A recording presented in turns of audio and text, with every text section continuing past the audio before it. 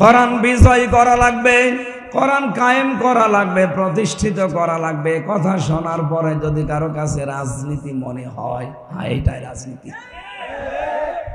যদি কারো মন খারাপ হয়, কসম করে বলছি ওর পেছনের আমল আল্লাহ সব নষ্ট করে দিয়েছে। এটা তো আমি বানিয়ে বললাম।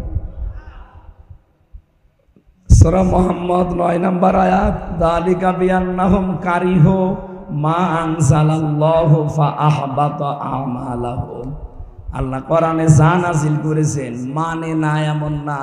যদি কেউ কোনো বিধান শোনার পরে মন খারাপ করে, সঙ্গে সঙ্গে ফাআহবাতা আমালাহুম, ওর পেছনের সব ভালো কাজ আল্লাহ নষ্ট করে দেয়।